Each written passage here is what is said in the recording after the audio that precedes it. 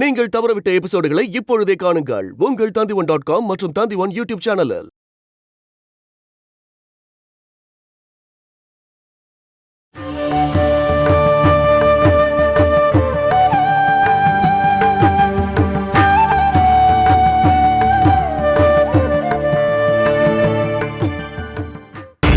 நான் ஒரு ஆளுக்கு ரெக்கமெண்ட் பண்ணும்போது நீ சொன்ன அழகு திறமை எல்லாம் அவளுக்கு இருக்கா நான் தெரிஞ்சுக்கணும் இல்லையா? இல்லைன்னா அந்த ஆள் முன்னாடி நான் தான் அவமானப்படணும். என்ன நான் அங்க போய் அந்த ஆள் கிட்ட அவமானப்படணும்னு நீ நினைக்கிற? ஐயோ, அந்த மாதிரி ஒரு கெட்ட எண்ணெல்லாம் எனக்கு இல்லை சார். அப்பனா நீ ஒரு வேலை பண்ணு. நான் சொன்னதெல்லாம் செக் பண்றதுக்கு எனக்கு ஒரு வாய்ப்பை உருவாக்கு. அப்படின்னா என் இடம் சம்பந்தப்பட்ட காரியம். நான் சொன்ன விஷயத்துல உன்னோட திறமை எந்த அளவுக்கு இருக்குன்னு நான் முதல்ல பாக்குறேன். அதுக்கப்புறம் நம்ம இடத்த பத்தி பேசிக்கலாம். அப்புறம் வேலையை சீக்கிரம் பண்ணணும். இல்லைன்னா 8 மாசமா நீ எழுதி கொடுத்த மனு என் டேபிள்ல தூங்கிட்டு இருக்கல்ல, அதை கிழிச்சு குப்பையில போட்டுருவேன். என்ன புரிஞ்சுதா? அது வந்து சார் நீங்க கொடைக்கானல் வரைக்கும் உங்களால வர முடியுமா? அந்த பொண்ணோட திறமையை செக் பண்றதுக்காக வர சொன்னா கொடைக்கானலுக்கு இல்ல, அந்த இமயமலை மேல போகவும் நான் தயாரா இருக்கையா. கொடைக்கானல் மலையில என் ஃப்ரெண்டோட ரெசார்ட் ஒன்று இருக்கு. இப்போ ஆஃப் சீசன்றதுனால இப்போ கம்மியான ஆளுங்க தான் தங்கியிருக்காங்க.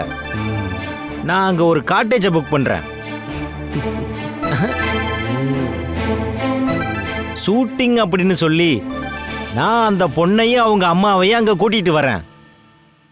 மற்றது எல்லாத்தையும் சார் பார்த்துக்கணும். போதும், எனக்கு இது போதும். மீதி எல்லாத்தையும் நான் பார்த்துக்கிறேன். அவங்க முன்னாடி நீங்க தாசில்தார் கிடையாது, ஒரு சினிமா ப்ரொடியூசர்ன்றத ஞாபகத்தில் வச்சுக்கணும். அது எல்லாத்தையும் நான் பார்த்துக்கிறேயா. வேற எந்த பிரச்சனையும் வந்துடாதுல்ல? ஒரு பிரச்சனையும் வராது சார்.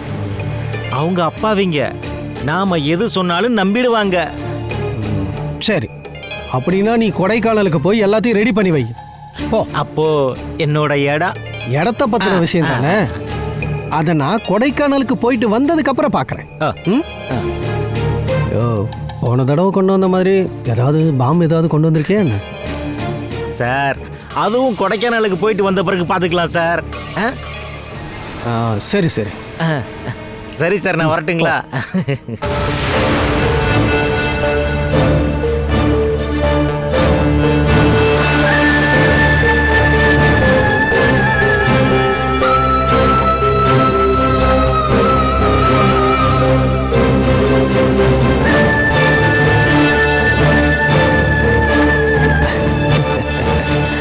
கொடைக்கானல்.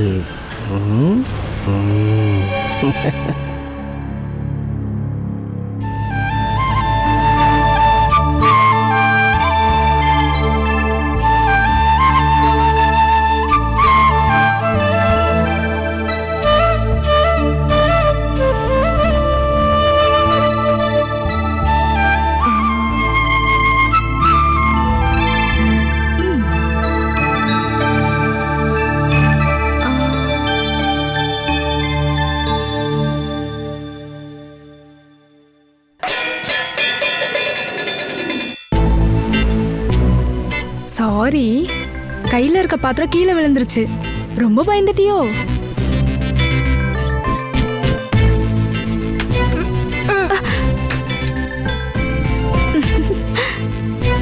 சாரி, உன் குறி மிஸ் ஆயிடுச்சு. Try next time. என்னடி நடக்குதுங்க? 2 பேரும் மறுபடியும் ஆரம்பிச்சிட்டீங்களா என்ன? உங்க செல்ல பொண்ணு என்ன ஸ்கேலால அடிக்கிறா. படிக்கிறதுல தான் மக்குன்னு பார்த்தா அடிக்கிறதுலயும் மக்கா இருக்கா. அதனால நான் தப்பிச்சிட்டேம்மா. அம்மா, இவன் என்ன படிக்கவே விட மாட்டேங்கிறாம்மா. நாங்க வந்தா நீ என்கிட்ட நல்ல அடி வாங்குவே. இந்து வரும்போது நல்லா பெரிய குச்சியா எடுத்துட்டு வாங்க. அது இருந்தாதான் இவெல்லாம் அடங்குவா. சொல்ற பேச்சே கேட்க மாட்டா. ஏய், சரிதான் போடி. இதை இன்னொரு தடவை போடவா? போயிடு.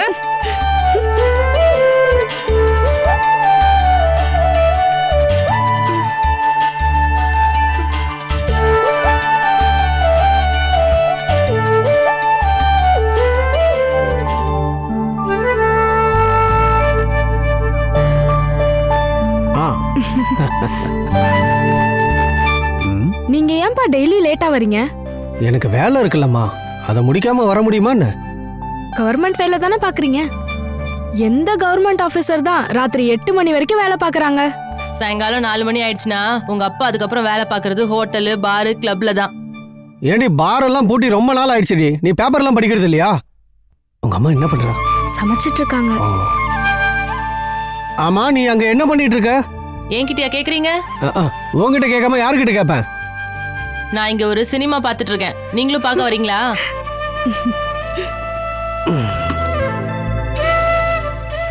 கிச்சன்ல நான் என்ன பண்ணிட்டு இருக்க போறேன்? என்ன கேள்வி இது? கை கால் கழுவிட்டு மூஞ்சிய கழுவிட்டு டைனிங் டேபிள்ல உட்கார்றப்போ உங்க முன்னாடி சாப்பிட ஏதாவது இருக்கணும்னா அதுக்கு நான் இந்த கிச்சனுக்குள்ள ராத்திரி பகலா மாடு மாதிரி வேலை செய்யணும். ஆனா அதுக்கான மதிப்புங்கிறது கொஞ்சம் கூட இல்ல. நீ பேசுறத பார்த்தா ஏதோ 50 பேருக்கு சமைக்கிற மாதிரிலாம் இருக்கு. வீட்டுல இருக்கிற 4 பேருக்கு தானே சமைக்கிற. வேகமா வேலை செஞ்சா 1/2 மணி நேரம் தான், அதிகபட்சம் 1 மணி நேரம். அந்த அளவுக்கு தானே வேலை. அப்போ ஒரு வேலை பண்ணுங்க.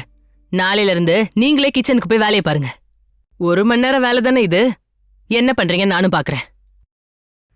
நீங்க தேவையில்லாம சண்டைக்கும் பந்தயத்துக்கும் போகாதீங்க. நான் ஸ்கூலுக்கு போகணும். என்னம்மா இது? நான் கிச்சனுக்கு போறதுக்கும் நீ ஸ்கூலுக்கு போறதுக்கும் என்ன சம்பந்தம்? அது எப்படின்னா, நீங்க சத்தம் போடுவீங்க, நீங்க கிச்சனுக்குள்ள போய் ஏதாவது சமைப்பீங்க, அதை சாப்பிட்டு வயிறு கெட்டு போய் 1 வாரம் ஹாஸ்பிட்டல்ல தான் இருக்கணும். அதனால தான் சொன்னேன் நான் ஸ்கூலுக்கு போகணும்னு. பாத்தீங்களா, உங்க சமையலை பத்தி நம்ம பொண்ணுங்க நல்லாவே தெரிஞ்சு வச்சிருக்காங்க. அதனால தேவையில்லாம பேச வேண்டாம். நான் எதை சமைச்சு கொடுக்கறேனோ அதை சாப்பிட்டுட்டு பேசாம இருந்துக்கோங்க. என்ன சொல்றது, கொஞ்ச நாளைக்கு அதுவும் முடியாதுன்னு தான் தோணுது. ஏன் அப்படி? ஒரு சின்ன டூர் போறோம் அபிஷியலா. எங்க போறீங்க? கொடைக்கானலுக்கு. கொடைக்கானல் எங்கப்பா இருக்கு? அது வந்து திருச்சி இல்ல பழனி பக்கத்துலயான்னு தெரியல. அப்பா அந்த பக்கம் போனதில்லம்மா. அங்க என்ன வேலைன்னு கூட தெரியாம தான் நீங்க போறீங்களா என்ன? அது என்னன்னா, ரெவன்யூ டிபார்ட்மெண்டோட செமினார் நடக்குது. புது ரீசர்வோட வேலைகளை புது ஆளுங்களுக்கு சொல்லி கொடுக்கணுமா. தேவையில்லாம டார்ச்சர் பண்றாங்க. அதுக்கு எதுக்கு கொடைக்கானலுக்கு போகணும்? இதெல்லாம் கவர்மெண்ட் வேலையோட ஒரு பகுதி, ஸ்ரீகுட்டி. நம்மளால ஏதாவது சொல்ல முடியுமா? எனக்கு அங்க போறதுக்கு கொஞ்சம் கூட ஐடியா இல்லை. ஏன் அங்க போக உங்களுக்கு இஷ்டம் இல்லையா? ரீசர்வ் சம்பந்தப்பட்ட எல்லா விஷயமும் உங்களுக்கு தெரியுமா என்ன? இல்ல, எனக்கு அதை பத்திலாம் தெரியாது. உன்னையும் பசங்களையும் பார்க்காம 2-3 நாள் அங்க இருக்கணும்னு நினைக்கும் போது தான் எனக்கு வருத்தமா இருக்கு. இது என்ன புதுசா இந்த மாதிரி வருத்தம்லாம் வருது? ஏதாவது ஃப்ராடு வேலை பண்றீங்களோ? நீ இப்படி தொட்டதுக்கு எல்லாத்துக்கும் சந்தேகப்படுறதான் எனக்கு சுத்தமா பிடிக்க மாட்டேங்குது ஸ்ரீ. கவர்மெண்ட் வேலையாச்சே, போயிட்டு வாங்க பாத்துக்கலாம். ஒரு 2-3 நாள் தானே அங்க இருக்க போறீங்க. போயிட்டு வாங்கப்பா, அந்த இடம் ரொம்ப நல்லா இருக்கும். நான் நெட்ல அந்த பிளேஸோட போட்டோ பார்த்திருக்கேன். எப்போதும் பனியாதான் இருக்கும், ரொம்ப குளிராவும் இருக்கும். நீங்க அங்க போனீங்கன்னா ரொம்ப நல்லா இருக்கும்பா. எங்களையும் கூட்டிட்டு போங்கப்பா. ஐயோ, அதெல்லாம் வேண்டாம். அது வந்து இப்ப வேண்டாம், இன்னொரு நாள் கூட்டிட்டு போறேன். அப்பா முதல்ல போய் பார்க்கறேன் எப்படி இருக்குன்னு. அதுக்கப்புறம் நம்ம எல்லாரும் ஒன்னா சேர்ந்து போலாம். ஷோ, அதை பார்க்கணும்னு ஆசைப்படுறேன். நீங்க மட்டும் அடிக்கடி டூருக்கு போறீங்க, எங்களை எங்கேயும் கூட்டிட்டு போக மாட்டேங்கிறீங்க. இப்போதைக்கு நீ ஒழுங்கா படிச்சு முடி. டூரை பத்திலாம் அப்புறமா பேசிக்கலாம்.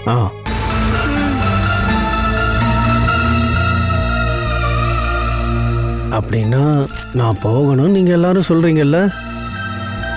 சும்மா புலம்பிட்டு இருக்காம போயிட்டு வாங்கங்க.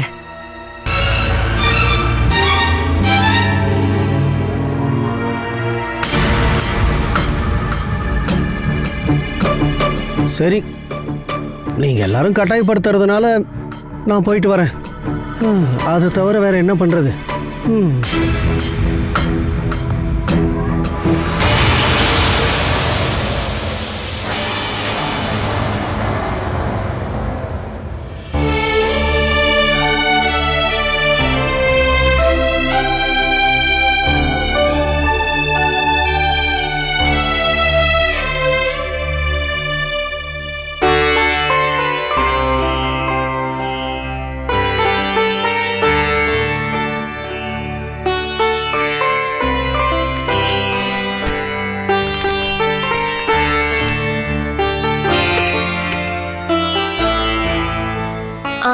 வாங்க.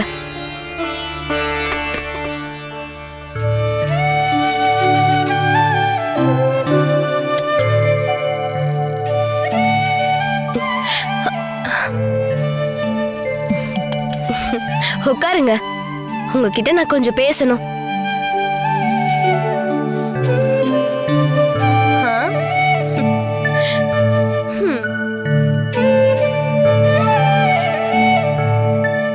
இன்னைக்கு என்ன எதுவும் மாற்றம்? ஒன்னும் இல்லையே. அப்படியெல்லாம் இல்ல, ஏதோ ஒண்ணு இருக்கு. அட ஒன்னும் இல்ல. சரி.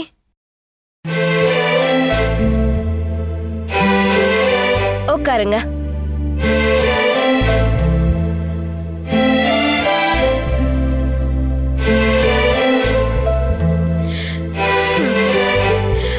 நேத்து வீட்ல ஏதோ ஃபங்க்ஷன் நடந்ததாமே?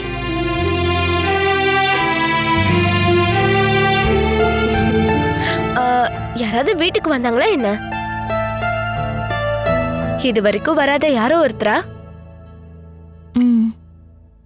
அதுக்கப்புறம் டீயும் பலகாரத்தையும் கொடுத்து அவங்கள வர வச்சுங்களா என்ன? நாங்க வரவேற்பெல்லாம் ஒன்னும் கொடுக்கல. காஃபியும் ஜிலேபியும் மட்டும்தான் சாப்பிட்டாங்க. ஓஹோ, அதையும் நீங்க கவனிச்சிட்டீங்களா? அதை விடுங்க. உங்களுக்கு பயணம் பிடிச்சிருக்கா என்ன?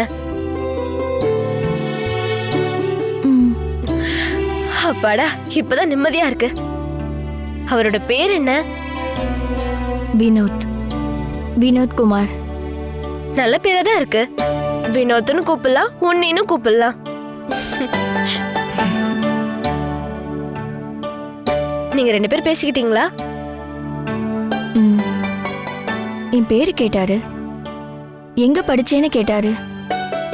ஏன் டிகிரி கம்ப்ளீட் பண்ணலன்னு கேட்டாரு. அப்புறம் அப்புறம் பிடிச்சிருக்குன்னு சொன்னாரு. அப்பனா 2 சைடும் ஓகே. மத்த வேலையை ஆரம்பிக்கலாம் இல்லையா? அது நான் தானே முடிவு பண்ணி ஆகணும், நீங்க இல்லையே. சரி, அப்படின்னா நீங்க முடிவு எடுத்துட்டீங்க. என்ன, ஓகே தானே? உங்களுக்கு சந்தோஷம் தானே?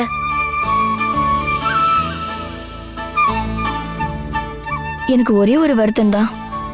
அவங்க வீடு ரொம்ப தூரமா போகணும். ஒரு 2-3 மணி நேரம் பஸ்ல போக வேண்டியது இருக்கும். அதுக்கு என்ன இப்போ? தினமும் பஸ்ல போக வேண்டிய அவசியம் இல்லைல்ல? அப்படின்னா நான் இங்க வேலையை விடணும் இல்லையா? அதான் வருத்தம். உங்களுக்கு இங்க வேலை செய்யறது பிடிச்சிருக்கா என்ன? நான் இங்க இருந்தேன்னா அப்பா அம்மா அப்புறம் தங்கச்சி எல்லாம் தினமும் பார்க்கலாம், அவங்க கிட்ட பேசலாம். இதுக்கப்புறம் அது முடியாதுல்ல. உங்களுக்கு பிடிச்ச நிறைய பேரை விட்டுட்டு போகும்போது நம்ம வாழ்க்கையில நமக்கு பிடிச்சவங்க இன்னும் நிறைய பேர் கிடைப்பாங்க. இதெல்லாம் சாதாரண விஷயம். இருந்தாலும் அவங்க புது ஆட்களாச்சே. அப்பா அம்மாவுக்கு பதில் அவங்கள நினைக்க முடியுமா என்ன? அங்க இருக்கிறவங்க எல்லாம் ஒன்ன மாதிரியும் சௌமியா மாதிரியும் இருப்பாங்களா என்ன? எல்லாரையும் விட்டு போகணும்னு நினைக்கும் போதுதான் எனக்கு வருத்தமா இருக்கு. இதெல்லாம் எதுவும் வேண்டாம், இப்படியே தனியா வாழ்ந்துட்டு போயிடலான்னு தோணுது. கல்யாணம் முடியற வரைக்கும் உங்களுக்கு அப்படிதான்க்கா தோணும். புது வீட்டுக்கு போனதும் அவங்க கிட்ட நெருங்கி பழகுனதுக்கு அப்புறமா எங்களை நீங்க சுத்தமா மறந்துடுவீங்க. நீங்க வேணா பாத்துட்டே இருங்க. கல்யாண விஷயத்தை பத்தி நான் அப்பா கிட்ட பேசிக்கிறேன். உங்களுக்கு இதுல ஏதாச்சும் தோணுச்சுன்னா அதை சொல்ல தயங்காதீங்க. சாரி எடுக்கிற விஷயமோ இல்ல நகை எடுக்கிற விஷயமோ இந்த மாதிரி எதுவா இருந்தாலும் என்கிட்ட சொல்ல தயங்காதீங்க. கல்யாணம் ஒரு வாட்டி தான் நடக்கும். அதை நம்ம ஆசைக்கும் திருப்திக்கும் அனுசரிச்சு பண்ணலன்னா எதுவுமே நடக்காது. நீங்க போயிட்டு வாங்க. இதுக்கப்புறம் எல்லாத்தையும் நான் பாத்துக்கிறேன்.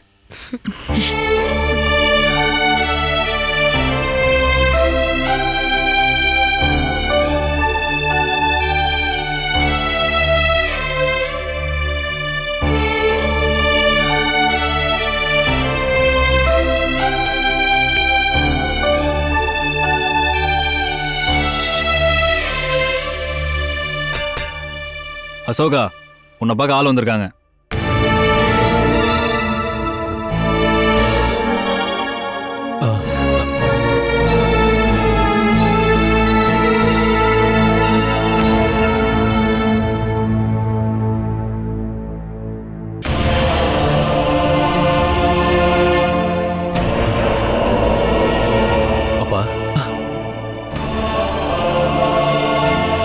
5 நிமிஷம் தான் டைம் இருக்கு.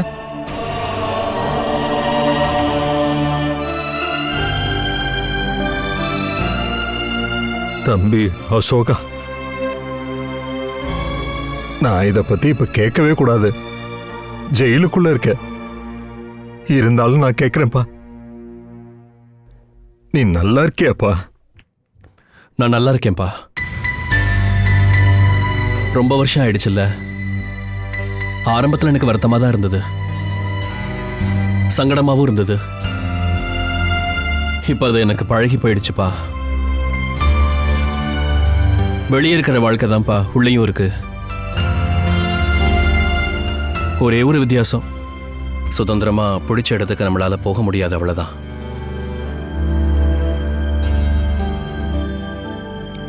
இப்போ கொஞ்ச நாளாவே இந்த அப்பா வராததுக்கு நீ ரொம்ப வருத்தப்பட்டியாப்பா? நீ வருந்திருப்ப. நான் வேணும்னு வராம இல்ல, இந்த நிலைமையில உன்னை என்னால பார்க்க முடியாம தான்ப்பா நான் வரல. நீ இதுக்குள்ள நரகத்தை அனுபவிக்கிறேன்னு நினைக்கும் போது என் நெஞ்சே வெடிச்ச மாதிரி இருக்குப்பா. அதனாலதான் எனக்கு உன்னை நேர்ல பார்க்க மனசு இல்லப்பா. அதுதான் நான் வரல. அதுதானே தவிர உன் மேல பாசம் இல்லாம இல்லப்பா. வேற எந்த ஒரு காரணமும் இல்லப்பா. எனக்கு தெரியும்பா. யோசனை பண்ணி பார்த்தா என் சைட்ல நான் நிறைய தப்பு பண்ணியிருக்கேன். அதனாலதான் நான் ஜெயிலுக்குள்ள வர்றதுக்கு அது காரணமா இருந்திருக்கு.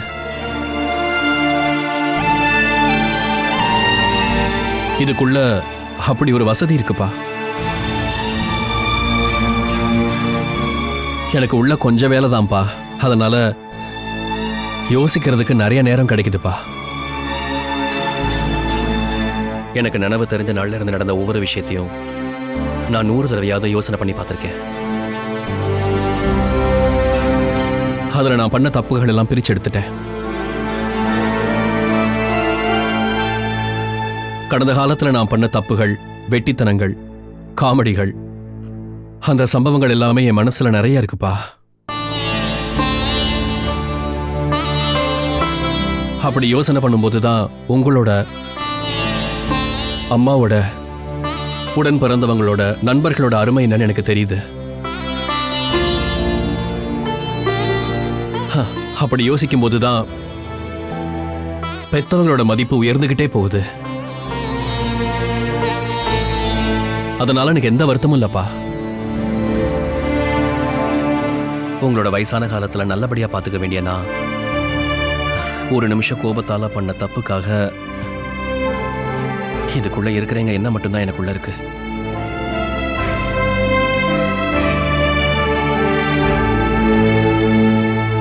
நீங்க என்ன சபிச்சிடாதீங்கப்பா.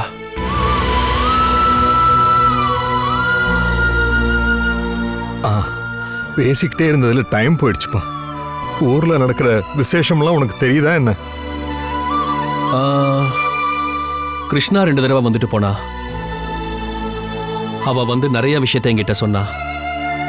கிருஷ்ணா வந்துட்டு போனதை பத்தி என்கிட்ட சொல்லியிருந்தாப்பா. உன்னை வந்து பார்க்கணும்னு கிருஷ்ணா தான் என்னை கட்டாயப்படுத்தினான். கிருஷ்ணா நல்லா இருக்காளா?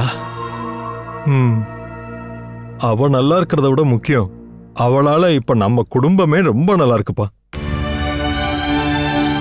அவ செஞ்ச நன்மைகளை சொல்ல ஒரு நாள் போதாது. வீட்டுல எல்லாரும் எப்படி இருக்காங்கப்பா? கிருஷ்ணா வந்ததுக்கு அப்புறம் நம்மளை சுத்தி எல்லாம் நல்ல விஷயம்தான்ப்பா நடக்குது. நம்ம வீட்டையும் இடத்தையும் சிவானந்தன் கைப்பற்றினது உனக்கு தெரியும் தானே? கிருஷ்ணா எல்லா பணத்தையும் அந்த ஆளுக்கு கொடுத்துட்டு திரும்ப வாங்கி கொடுத்துட்டாப்பா. உண்மையாவா? அப்புறம் மகேந்திரனுடைய கையில இருந்து கிருஷ்ணா அந்த கம்பெனியை விலைக்கு வாங்கிட்டா. இப்ப நானும் ரம்யாவும் அங்கதான்ப்பா வேலைக்கு இருக்கோம். நிஜமாவா? அது மட்டும் இல்லப்பா, சொல்ல வந்த விஷயத்த நான் இன்னும் உங்ககிட்ட சொல்லவே இல்லை. அதை சொல்றதுக்காகத்தான் நான் இங்க வந்தேன். என்னப்பா விஷயம்? ரம்யாவுக்கு மாப்பிளைய பார்த்தாச்சுப்பா. நிஜமாவா? ஆமாப்பா. யாருப்பா? மாப்பிள்ளை பேரு வினோத். நெல்லியமங்கலத்துல பிசினஸ் பண்றாரு. பார்க்க அழகா இருக்காரு. அவளுக்கு பொருத்தம்தான். அதை நடத்துறதுக்கு எப்படிப்பா உங்ககிட்ட? பணத்தை பத்தி தானே நீ என்கிட்ட கேட்க வர? இது எல்லாம் கிருஷ்ணாவோட ஏற்பாடு தான்.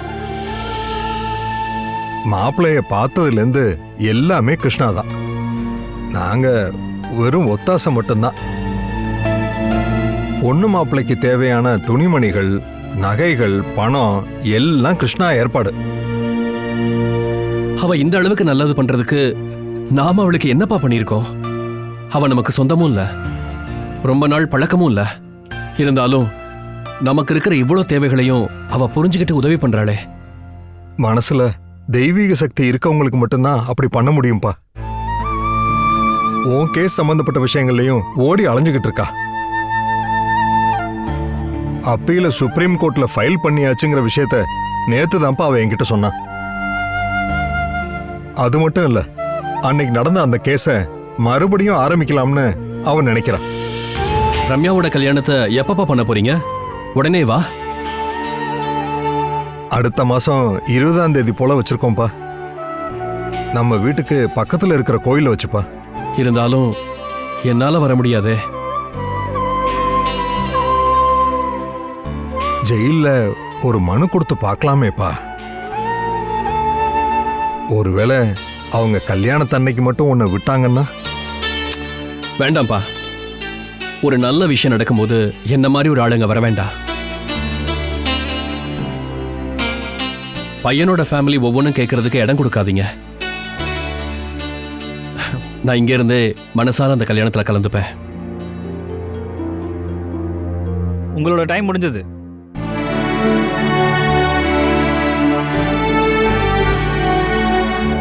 நேரம் போனதே தெரியலப்பா. உன்கிட்ட நான் இப்ப சொல்ல வந்த விஷயத்த சொல்லலையோன்னு தோணுதுப்பா.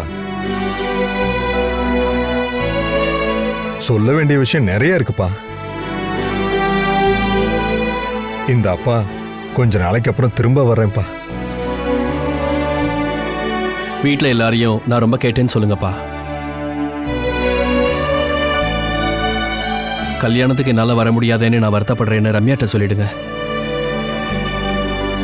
வீட்டில் நடக்கிற விஷயத்தை பத்தி நீ கவலையே பட வேணாப்பா. எல்லாம் மங்களகரமா நடக்கும். கிருஷ்ணாவை நான் ரொம்ப விசாரிச்சேன்னு சொல்லுங்க. கிருஷ்ணா கொடுத்த தைரியத்தால தான் நான் வாழ்றேன்னு அவகிட்ட சொல்லணும்.